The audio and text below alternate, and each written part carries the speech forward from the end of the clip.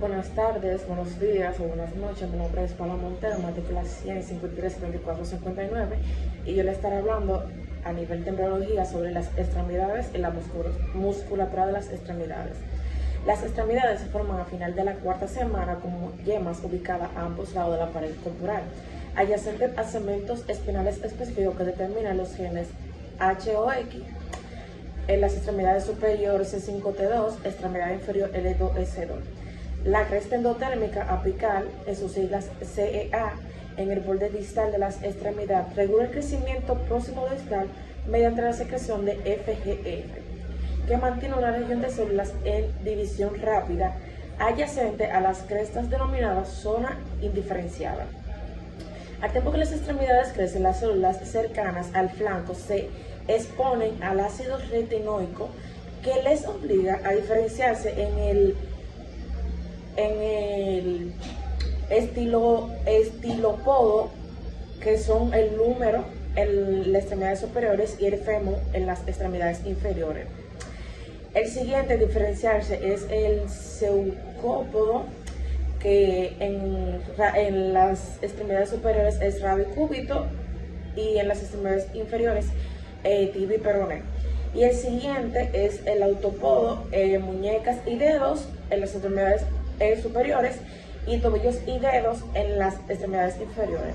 La zona de actividad polarizante ZAP en sus siglas, el borde posterior de la extremidad secreta SHH, que controla la definición de patrones anteroposteriores es decir, pulgar y meñique. El desarrollo de las extremidades superiores e inferiores es similar, excepto porque la morfogénesis de las extremidades inferiores ocurre en un retraso aproximado de 1 a 2 días respecto a la extremidad superior. De igual modo, durante la séptima semana de la gestación, las extremidades rotan en dirección opuesta. La extremidad superior gira 90 lateralmente, de manera que los músculos extensores se apoyan en la superficie lateral y posterior, y los pulgares se extienden lateralmente, mientras que las extremidades inferiores giran aproximadamente 90 grados medianamente, colocando los músculos extensores en la superficie anterior y el dedo gordo medialmente. Los huesos de la extremidad se forman mediante osificación endocondral y derivan de la capa parietal del mesodermo de la placa lateral. Las células musculares migran desde los somatos con un patrón segmentario y se segregan en grupos musculares dorsal y ventral. Más tarde, la división de estos grupos para construir músculos distintos distorsionan el patrón segmentario original. Los músculos son inervados por ramas primarias ventrales que se dividen en ramas dorsal y ventral. Las ramas dorsal y ventral se unen en manera eventual para formar nervios dorsales y ventrales e inervan el compartimiento dorsal, que son los extensores, y ventral, que son los flexores, respectivamente. Los dedos se forman cuando se presenta apoptosis, es decir, muerte celular programada, en la CEA, para dividir estas estructuras en 5 crestas. La separación final de los dedos se logra mediante apoptosis adicional en los espacios interdigitales. Muchos de los defectores digitales que existen se relacionan con esos patrones de muerte celular, entre ellos polidactilia, sindilactilia y hendidura. Todos estos procesos del desarrollo embrionario llevan una secuencia, no todo sale al azar, como por ejemplo, yo le explico vamos a poner un ejemplo de la osificación de los huesos, a explicar como el tiempo que dura para llevarse a cabo, que es uno de los temas que más me llamó la atención en lo que leí sobre mi explicación. La osificación de los huesos de las extremidades, osificación endocondral, comienza hacia el final del periodo embrionario.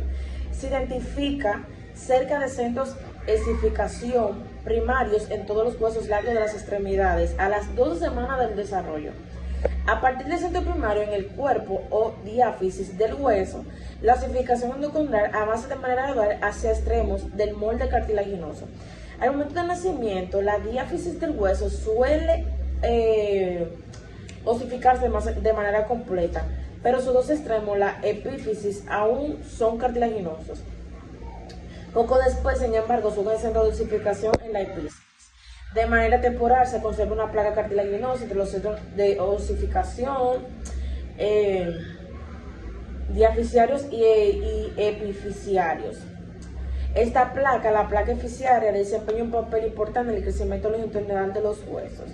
La osificación endocondral avanza a ambos lados de la placa. Cuando el hueso alcanza la longitud completa, la placa epifisiaria desaparece y la epífisis se fusiona con la diáfisis del hueso. En los huesos largos se identifica una placa epifisiaria en cada extremo. En los huesos de menor tamaño, como la falange, solo existe en uno de sus extremos. Y en los huesos irregulares, como las vértebras, existe uno o más centros de osificación primaria y suele haber varios centros secundarios.